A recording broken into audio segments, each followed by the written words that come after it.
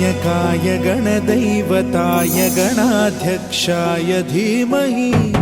गुणशरीराय गुणमण्डिताय गुणेशानाय धीमहि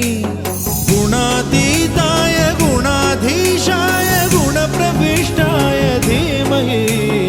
एकदन्ताय वक्रतुण्डाय गौरीतनयाय धीमहि